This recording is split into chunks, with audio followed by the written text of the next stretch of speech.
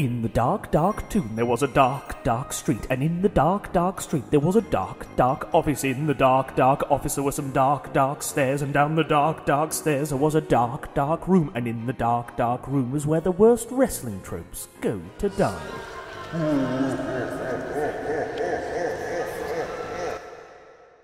I'm Ross Twiddell from Cultaholic.com and welcome to Straight to Hell, the show where my illustrious guest offers up a list of their pet peeves from the world of professional wrestling, and I get to decide which one of those goes down straight to hell because of reasons that are way above this afro on my ginger head. Joining us today is one of All Elite Wrestling's biggest stars, both figuratively and literally. It's only a dinosaur. He's 65 million years old. He is 2 tons plus Jungle Boy plus Marco Stunt. It's Luchasaurus. But unfortunately, things have gone a bit awry with the production side of this interview. We know exactly what has gone wrong, so it will never go wrong again. But we have salvaged what we can. This is taking more of a podcast form, I guess. You can see me, which of course is the most important thing because I'm beautiful. But on Luchasaurus' side of the conversation, it is just his audio. It's a bit grisly, but you can understand what he says. We wanted to use this because that man, that dinosaur, took a lot of time out of his day to do this interview, and we didn't want to bother him again and ask him to do it all again because that seemed a bit unfair. So obviously we're very sorry for the inconvenience caused. It will never happen again. Famous last words there, but most importantly, you can still hear exactly what Luchasaurus has to say, and by gum, isn't it some intelligent stuff? That man is a very clever dinosaur. Let's pass over to Luchasaurus and me right now. Alright then, so we're joined by Luchasaurus. Luchasaurus, how are you doing today? I'm doing great, guys. It's nice to be here. It's nice to be alive. It's a different variation of the mask I'm seeing today. Oh yeah, this is my new and improved promo mask and everyday mask, so that I don't have to wear the silicone sweaty one for things like this. I mean, the mask I wear in the ring, I got like a 20-minute max. I gotta take it off. You just die inside. Cool, so it's worth it. It's worth it. But this will be like, I'm gonna use this one kind of going forward when it's things out of the ring. Yeah. Because it slips right on. So it's hard though. So I don't want to headbutt anybody with it. It does look a bit too delicate to be in the ring with, though. It's beautiful. Yeah, it's nice, right? It might be a little. It's made to potentially wrestle in. Yeah. But I'm thinking maybe this is something we could use for when we make replicas and sell them. So that's the plan. They're coming soon? Yeah. I mean, I hope so. That Huge scoop potentially here. Yeah, I know, right? Yeah. Maybe there'll be Luchasaurus masks in time for Halloween. Money there. All right, so we normally start this video series with a little back and forth, a couple of questions to, break the ice and whatnot. So I was watching one of those press conferences that take place at the events, and you were speaking about NXT and the competition, the Wednesday Night Wars. You were looking forward to it, the back and forth between NXT and AEW, and the fans picking sides maybe and what and all that stuff. You said you would be watching everything. So we're sat here the day after the first NXT. Did you see it? And if you did, what did you think? Yeah, actually, I watched all of it, and I enjoyed some of it. There's things that I'll look at and go, I mean, it's hard. I watch from a wrestler's perspective now as more than a fan's perspective. So I'm always looking for how people react to certain situations and see what guys do. And there's certain guys that I love to watch on NXT, and then there's some that I get entertainment out when people aren't doing that great, because everyone likes to watch things that aren't good too. Yeah. But I thought for the first show it was good. I don't know if it's. I'm glad that they kept the format kind of like actually NXT, right? They didn't seem to change it too much right away. But I don't really. Again, I don't think about this as competition. I have friends over there. I know a lot of people there. I want them to do well in the business. I want to do well myself, and I think as long as that show is prosperous, and then we come along and we can be prosperous, then it's more competition. More competition means more wrestling for everybody. It means more jobs for wrestlers. It means more things for fans to enjoy. So I also was watching like a New Japan match last night too. So I'm going around watching a ton of things at all times, and I'm just happy that there's more wrestling to watch, and people are trying to level up their movement capabilities in the ring to put on a better show. Because I think that's what wrestling was lacking for so many years. Is it was the same thing. It was the same babyface shine, comeback. And we'll get into this stuff later. And it just was getting boring, and there wasn't much. I love to go, wow, look at that. That's a new move. I've never seen that before. Oh man, they tried something really interesting there. And then text my friends, hey, did you see that? Like, I'm missing that in wrestling. Yeah. So it's cool to see them doing that. But I think, wait a couple weeks and see what we put out there, because I think that what we're going to do is something that is going to be a little different. And I think people are going to be, I think all the fans that are, so pro NXT and don't want to, open their mind to anything else are going to be like, oh, wait a minute, I think I kind of want to watch both now. And then, of course, the fans we have, they're going to be stoked. And I think it's going to draw also a whole new audience as well. So I think this is going to be good for everybody. Yeah, everyone's winning by this new Wednesday Night Wars, and all the companies around will flourishing. Am I right in believing that the Luchasaurus persona character was born by mistake, sort of, because you misunderstood a chant? Yeah, that's how it started. I've told the story a lot at the Lucha Underground. My debut, I came out as Vibora, which was a giant snake monster that I was kind of like, okay, I wonder if they're kind of, this is like a joke. What are they doing with this character for real? But Lucha Underground's its own realm. So I was like, okay, I guess anything can work here. So I was like, I'm just going to try to make this like as Kane-like as possible. So I came out there, had the mask cut up, my hair's out, something similar to this. Wasn't a dinosaur. But I did choke slams and I did some boots. And I hadn't been in the ring in a couple of years, though. This is my return to wrestling after being out with injury and doing a reality show. So I was nervous, and I heard the crowd chanting. I didn't know what they chanted, and it sounded like they chanted, "You just started." I was like, well, that's a cruel chant. Shit. So I got to the back kind of like upset, and my friend Johnny Amundo, John Hennigan, he told me, no, man, they were chanting Luchasaurus. And I went, well, what's that? I think you got a new gimmick. So I said, all right, I'm going to run with this. I've got nothing else to do. This is something absurd. I like absurd. So let's see how we can play with it and create it. And that was 3 years ago at least. And 3 years later, I've been able to, after a lot of different, tries of many different things, I've been able to kind of pinpoint what I want it to be. And people are reacting to it. And it's funny, they're reacting to it just like that first night. They want to chant Luchasaurus. People love to chant it. It is a fun chant. It's a fun gimmick. It's great. Obviously, you worked a lot with Dusty Rhodes during your time with NXT. I'm sure that not even he could have predicted, first of all, what you look like now, and second of all, the success it's having.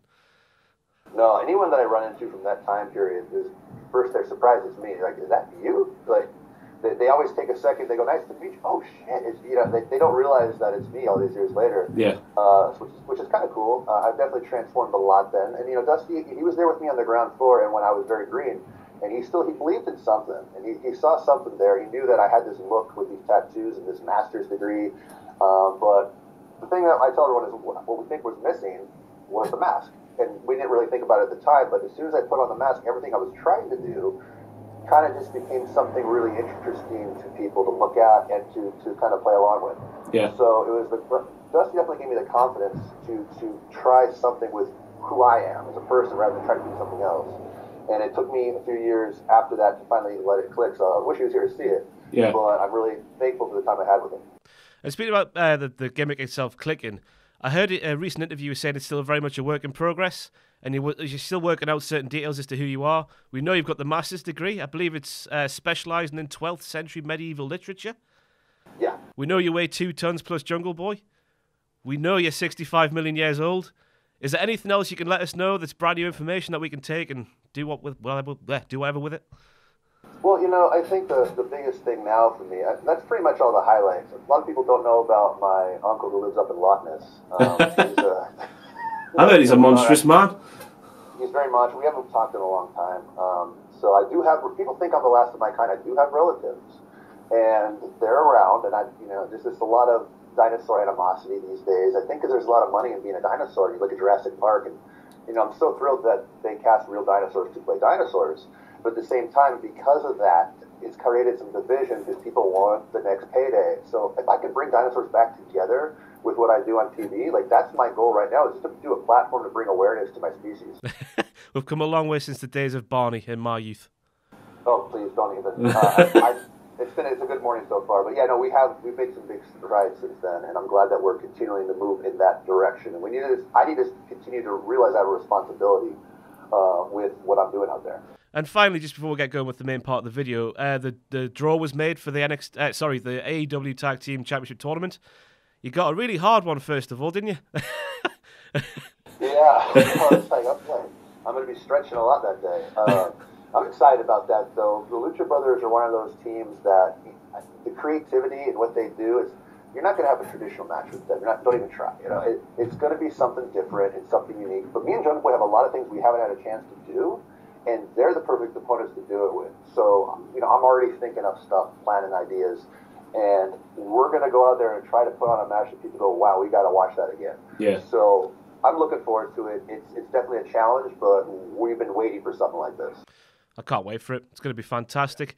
So then, if you're new to this series, sorry, Luchasaurus will offer 5 things to go straight to hell. We'll have a bit of back and forth, and I'll maybe hit this buzzer here and send some things down to hell to burn forevermore. So let's get cracking with the knacking. All right then, Luchasaurus, your first offering to get sent straight to hell, please. Yes, and this one really bothers me when I see it in matches. It's when people are selling with screaming. I watched the greats, Bret Hart, Shawn Michaels, British Bulldog, all those guys back then, Owen Hart, that whole era of what I grew up on. Those guys, you don't see any of them screaming in agony when someone's putting heat on them. And it's something I think that just takes me out of it as someone watching. Like, if I'm hurt, I'm gritting my teeth and I'm trying to fight through it.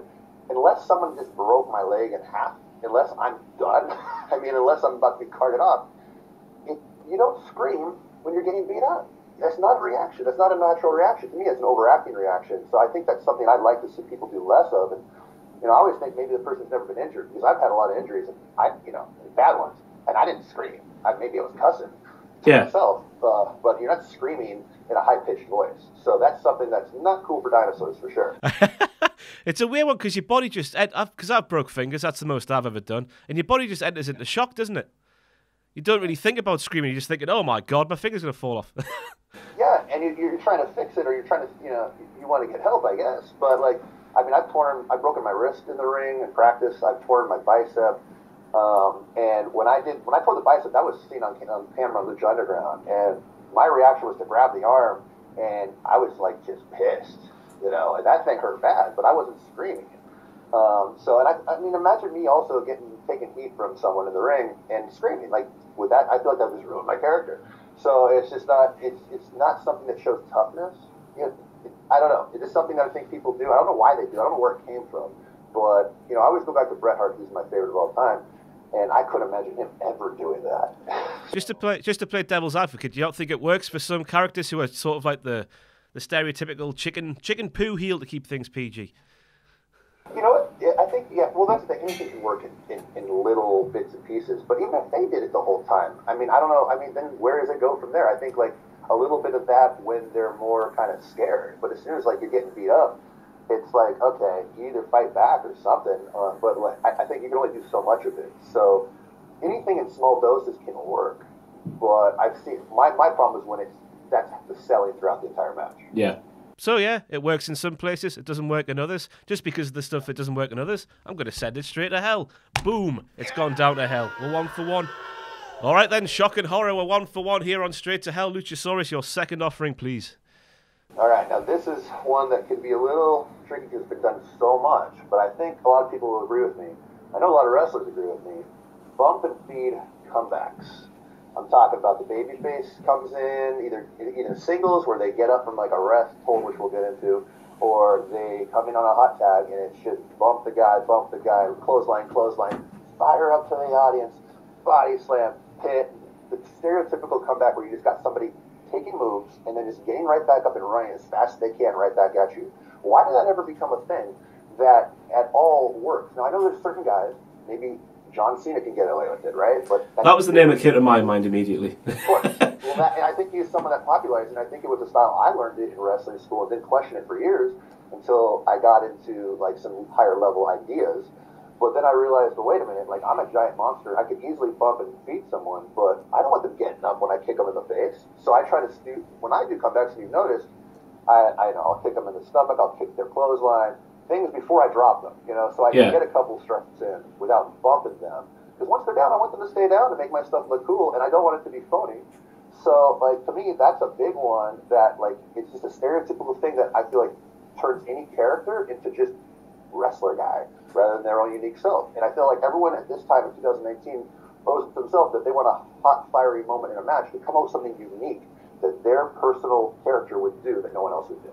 That's what I like when you get really deep into a match, is like the sort of desperation of the babyface in certain circumstances, and then eventually when they hit that big move, it makes it 10 times more effective. That's what I like. And I think if you just go into this mode of all of a sudden they're just speeding back up for you, it's just something that, okay, maybe you see it early in a match in a shine, but to do it in a comeback just doesn't seem to, I don't know, to me it's something that needs to go. It's kind of antiquated, and it's like almost like I'm watching a practice match. Yeah. Man, I wasn't expecting this entry to go so deep. The mechanics of professional wrestling with Luchasaurus. I do have a master's degree. Yeah, I mean, I've got to agree that the Cena one's the big example, because it was the same thing for so many years in the main events of Raw. You knew exactly what you were going to get, and the same thing happened again and again and again. I'm trying to think of it. I'm guessing you don't want to name names from today's roster. I couldn't push you for a name, could I? I don't really see too many people do it that much anymore. I mean, I guess I got to look at WWE program to do it, where I think there's still. And here's the thing: I'm not going to call out any wrestlers personally, because I don't know what agents are asking for, or what bosses are asking for over there, and they might like that still on like tag team things, and so I don't know. But I think the responsibility of the wrestlers to try to create something different at this point, and even if they want you to do that, to try to push for a creative way to do the same, get the same result without doing it. So I don't think there's anyone I would pinpoint it directly on that one right now. The John Cena name comes up to mind, but again, at his level, you know, I'm not going to tell him he can do whatever. I just thought I'd push because I'm a devilish man. I think it's hurt other people, and in the evolution of wrestling, I think, you know, people kind of see that and think they have to do it, and it takes them away from developing their own character. I can't disagree with you. I'm going to have to send it straight to hell. Boom, it's gone. We're 2 for 2. Shocking horror. 100% so far, Luchasaurus. Your third offering, please. All right, so my third offering is something I kind of mentioned in singles matches when it gets into that bump and beat comeback, and it's to me the incorrect use of holds during a match, which, you know, we consider rest holds. So this is the classic example of where you put a guy in an arm bar or a headlock, something you know you're not going to win a match with, just so both guys can kind of breathe and then let the crowd start coming and chanting for the babyface. And it's a very cliche thing. Again, I think of house shows, I think of John Cena stuff. Not that it's bad, but like I think for most guys, it's not something you need to do anymore. I think it's a simple way to kill time in a match, to create a structured storyline where people can start like looking at. It's supposed to be, okay, this is time for facials, right? You look at the guy doing the hold, you can see him on top of the guy in control. The babyface is fighting up from the ground, but it's wasted motion again, because you know that's not going to win the match. You know it's just setting up a comeback. A lot of times that's a bump and beat comeback. And I think there's so many other ways that during a segment of, you know, putting heat on a guy, you can do other things other than something you know is not going to win a match. So I think rest holds and like just those kind of generic holds in general that, you know, you remember back in the 90s when a lot of guys were calling most of their match on the fly, and maybe you would call it in that hold. Mm-hmm. That stuff needs to go these days. So what's the alternative? Because I haven't got a clue about this mechanical stuff about professional wrestling. I'm not a wrestler, as you can see. I think the alternative is, again, do something that your character would do to win a match. I'm not really a holds guy. I don't put guys in holds. I'm a dinosaur, right? So my idea I would start doing like little, you know, I'd start kicking them in the faces as they're getting up and things like that. Maybe pick them up, you know, slowly start to punish them, but like not things that to the face, but like little slower things, and they're starting to fire back on it. Anything that my character would do, though, my character is going to try to kick you and then try to throw you and eventually try to choke slam you. So along those lines, I need to create something to let us both potentially rest and build for someone to switch things around on me. That's up to me to create. And I think when you just put them in the headlock, sit there, it turns it into, oh, this is, you know, the wrestling stuff that people turned off for 15, 20 years. It does nothing for, as a fan who watches it, I don't want to. Nah. I guess I can call out a name because I'm not involved in wrestling at all. Randy Orton's bad for it, I think, personally. And it's just, yeah.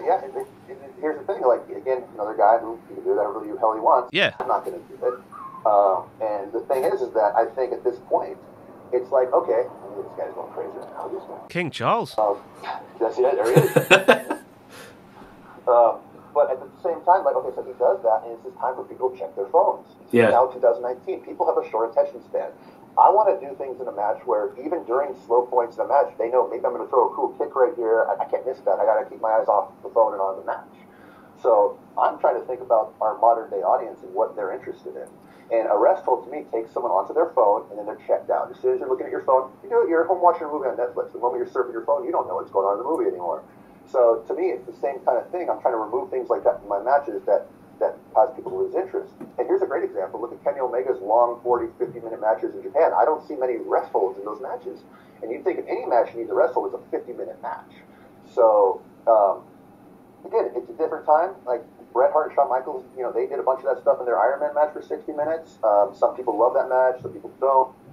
It's a different style, though, and I think that kind of stuff doesn't necessarily translate with most wrestlers. Maybe there's 10% of guys that can get away with it now.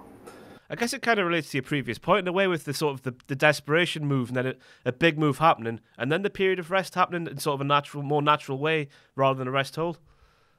Yes. Yes. I'm getting it. And I think that tells a better story. Yeah. I fully agree. I mean, I watch obviously we cover a lot of WWE as well, and watching Randy Orton matches, I feel bad calling people out, but he's there, he does it all the time, and it's the same thing every time, and because of that, boom, we're down. It's in there. Right, Luchasaurus, we're 3 for 3, let's make it 4 for 4. All right, so here's a big one for me, and this is something that I really am cognizant of now with my character, and it's pandering to the crowd, whether you're heel or babyface. And I think it's something that a lot of people do who still don't fully understand who they are in the ring, and there's a way to involve a crowd in the match, and there's a way not to. And the easiest examples are any babyface who's just firing up, do a couple moves, and then scream, "Come on," to the crowd. It's just generic. And then for heels, and this happens more maybe in independent shows, but you can see it anywhere, is you come out to the ring and you get heat by just telling people to shut up, you suck. And rather than having it directed at what you're doing to your opponent or who you are in the ring. So even with me in the ring, Jungle Boy's in the ring, and the crowd's starting to go Jungle Boy, and I'm trying to be pretty stoic on the apron. I don't want to go over the top with, "Come on, let's go." Sometimes I'll do a little something to get the crowd going. But if you notice, someone like Undertaker, who's someone I studied because he was great at this, is that he focuses on the match, and then when he's ever doing tags, all of a sudden he starts pacing the apron, and the crowd knows what's going on, and they go nuts. He doesn't have to look at the crowd and go, "Come on." Like, Taker would never do that. Bret Hart never did that. He was a super baby face. He kept everything on his opponent. Shawn Michaels did too. The greats of all time, they didn't have to do the over-the-top, let's do the crowd stuff. Now, there are certain exceptions. Yeah. I mean, Hulk Hogan could do all this stuff, but it wasn't pandering. It was like part of his character. So I think and you see it a lot when people are developing newer stuff, is that, they know they have to do something to the audience. They look out there and it just takes them out of the moment. They just scream. There's a big moment of showing intensity in your face, but it's all phony. So I think it's just the over-the-top pandering to the crowd, whether you're doing heel work, face work, or in between. It's one thing I noticed during the all-out tag match with yourself, when you did the old the sequence of moves against all three guys from SCU. I noticed that when you'd done that, and I'm preconditioned to think you'd be going, "Yeah, come on, let's go," but you didn't, did you? If memory serves correctly. No. Sometimes I'll do my little, I'll get fired up and I'll, yell at the audience or something. But that's, because I'm just angry or something. I'm, really fired up. I try not to just do it to do it. It has to be natural. Or what I've been noticing is if I just look out to the crowd for a second and look back, they kind of go crazy with that. And I don't think I'd be getting that if I tried to do some Ultimate Warrior stuff where I'm running around shaking the ropes, trying to be over the top. I think what they like is that I'm focused on my opponent. I'm in the moment, and they're with it. They're with me doing my thing. And if I give them just a little bit at that point, they love it. But if I was just out there milking it and being too much, I'm not The Rock. I can't get away with that shit. And there's certain guys that did, and you watch those greats, and you think, oh, that's how you do it.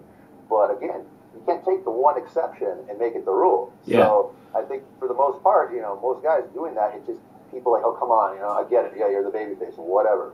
And I don't want that reaction. I want to be focused on making sure Jungle Boy's well-being is good in the ring. I'm worried about him, I'm worried about Marco Stunt, and then I'm worried about my opponent. And then from that, hopefully the crowd sees that. So that's my thing. That's just one thing I picked up. Always the juxtaposition between, obviously your look is very loud, but your sort of mannerisms when you're not doing moves is very sort of Undertaker-esque in a way, if that makes any sense to you. No, that's what I tried to be stoic with the character, because I think the character has such a great presence on his own. I don't need to add extra, because then it's just cheesy. I think and that's the fine line with a character that's a dinosaur, right? Yeah. So I think for me, it's like, if I do things that are powerful enough in the ring, my personal movement out there should bring the crowd with it, and that's what I'm kind of focused on, is just making sure that they're with what I'm feeling and seeing, rather than forcing something that's not there. You should be a teacher, you. I'm learning a lot of things here. Oh, I do have a master's. Do you really? But yeah, bringing it back to the old, it's very sort of basic in it when people are going, "Oh, just shut up to the crowd and stuff like that." And come on, I get that. This is where we're going with that. Yeah, enough is enough. You know. Yeah. Like, if you're doing your thing, they're already cheering, man. Like anyone, even I could do that. So if I can do it, it means it's got to go down to hell because I'm as talentless as it comes. So that sort of stuff is gone. All right, Luchasaurus, let's make it a full house. Let's go 5 for 5. All right, well, this is something I think that anyone actually can relate to in wrestling or out of wrestling. This happens a lot in locker rooms, no matter who you are. I don't understand why. Unsolicited advice and unsolicited coaching. This is my number one pet peeve in the wrestling world, in any world, is that, you know, I'm doing my thing, I just had my match, and then someone comes up to me. It could be anybody. I don't even really have an example in my head, but they're just starting to tell, hey, you should do this and that out there, or, you know, don't do that. Like, and I'm just thinking, dude, I didn't ask you.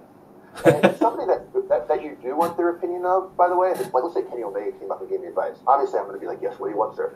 But he would do that. I feel like guys that are like good, guys that are coaches in their heart would be like, hey, man, would you like some advice? And I don't know, but for some reason, I find this everywhere. And if people want to come up to me and be like, hey, man, you know, that was really cool what you did, but I think if you did this, it'd be better. And, like, you know, maybe you shouldn't do that. I'm like, you know, you probably missed the point of why I did that. And why are you talking to me right now? So, like, that's been my number one. And that happens all over. You know, that's something people start getting so much of that I think it confuses a lot of people. And it's really tough to go to tell someone, oh, no, I'm good, I don't want your advice. You know, because then you become the jerk. Yeah. So, the unsolicited advice, especially in wrestling, because everyone's got an opinion, is something that can get real annoying. So I'm very much not in the business, as you can tell. But my understanding is when a wrestler would get backstage, they would just, if someone was there, they would go and ask, oh, how did that look? That's how it works. But anything outside of that is sort of like where we're going with this point. Yeah, I do that all the time, and I like that. Like, I'm someone that really wants to hear some feedback, you know. So I'll come to the back and be like, hey, man, did you see that? What'd you think? Oh, well, tell me what you think. Like, oh, I want to hear. And I'll process it on my own. But it's when people just show up that, A, you don't really know, or B, you don't necessarily respect their work or something, or it's just somebody that just kind of butts their head in, and it's like, hey, okay, thanks, that's cool. But it happens everywhere. It happens in the gym. When I'm working out, people want to tell me what to do. I'm like, you're a little dude that doesn't look like you've ever worked out. You're trying to tell me how to work out? Would you take workout tips from me? I mean, who knows? We'll spend on what you got, in mind. But the thing is, I don't know you. The thing is, too, it happens. The place I hate it the most, actually, because I do a lot of weird things. I go to gymnastics centers all the time to work on things, and I'm working on specific flips for wrestling, right?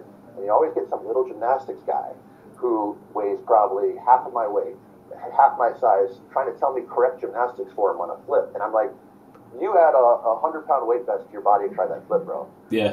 By the way, I'm a wrestler, not a gymnast, so back off. It's a different discipline. Surely different rules apply. Yeah. Oh, big time. So it's just like, but people, for some reason, me and my friends call them anti-coaches. This type of person. And wrestling has tons of anti-coaches who've been taught in seminars and in wrestling schools how to do things one way. And because they only think things are done one way, they can't understand how a dinosaur does something a different way. It's good to see people doing things different ways as well. I used to love when people have unique styles in the ring and you'd think, oh, no one else can do that. But now it is very much, a lot of places you see everyone does things the same, which is sort of defeats the point of wrestling in a way, if that made sense. I think so. And that's one of the things when I started creating this character and getting some progress with it, I was like, I want to do nothing that I ever learned in wrestling school. And, like, I don't want to lock up, goddammit. And, like, I've avoided lockups in most of my matches. And I don't want to throw, certain moves that everyone else does. I'm not going to do it. I'm just not going to do it. Because you know what? Like, I look at this as, like, a performance for me. And my character performs a certain way and does certain things. And if you play my character in the video game, there's not a lockup button for my character. Yeah. I'm telling you that now. They'll probably put it in, but whatever. But I'd rather not have one in there. See if I can get that if they ever make my character in a video game. It should be.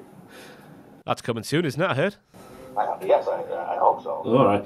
But behind the scenes in All Elite, you do have some amazing people to ask advice from. Who is backstage these days? Because you see people's names thrown about, but who's actually there? What's cool is that Arn Anderson and Tully Blanchard were there at the last show, and I was like, Arn came up and introduced himself to me, and I was like, oh, this is pretty cool, Arn Anderson's here. And then Tully shows up, like, hey, Arn, I'll be in the back getting ready, and they walked off to get ready. I was like, I was talking to Young Bucks. I'm like, did I just see Arn Anderson and Tully go to the back to get ready for the show? Like, this is crazy. Like, it just kind of blew my mind. That must be a dream for a tag team wrestler, especially seeing those two there. Yeah, and I'll ask those guys advice all day. They have details that I never even thought about. Dean Malenko, too, has been giving me a lot of really good advice back there. And these guys aren't, like, aggressively old school with their understanding, like, we're doing performances that are kind of new, different, and they're just involving their psychology to make it work for us. They're really smart, and it's really cool to get their advice on things. So I've been talking to them. Diamond Dallas Page was at the last show, and it was cool talking to him because I never really met him, and we did some DDP yoga stuff, which he showed me, which I really liked. So there's always a lot of faces backstage, though. It's always, you never know who's going to show up. The first Double or Nothing, Bret Hart was there, and he handed out the title. Yeah. And Bret Hart I had never met, and that was my idol. So to meet him was like, wow, that was like the first time I've been starstruck in a long time. Yeah, it's mental who's there these days. But yeah, people who shouldn't be telling you things is really annoying in any walk of life. And they've just got to go to hell, haven't they? So they're going to hell. They're going to hell. So shock and horror, 5 for 5 again on Straight to Hell. I would say congratulations, but it doesn't really mean much these days. So, but it's been a pleasure having you. Anything to plug before you go? Anything at all? Well, my social media is all, they've flipped everything around for me now. It's all under Luchasaurus. If you want to find me on Twitter or Instagram, it's Luchasaurus, straight up, very simple. You can spell it out. Some people seem to have trouble with that. I don't know why. It doesn't take a master's degree to spell Luchasaurus. You have one of those, don't you? I do have that. I've been hit a lot in the head. I don't know if I'm just talking about that. But, so, follow me on that stuff. We got, TV starts on October 2nd. I'll be in the house. I don't know exactly what I'm doing yet, but I know I'll be there with Jungle Boy and Marco Stunt. So we're coming in strong. And then all of a sudden, obviously we have this match with the Lucha Brothers coming up on October 16th. Yeah. So I'll be saying my prayers and eating my vitamins until then. You might need them. So once again, just want to say thank you very much for coming on. It's been an absolute pleasure. And we'll see you next time on Straight to Hell.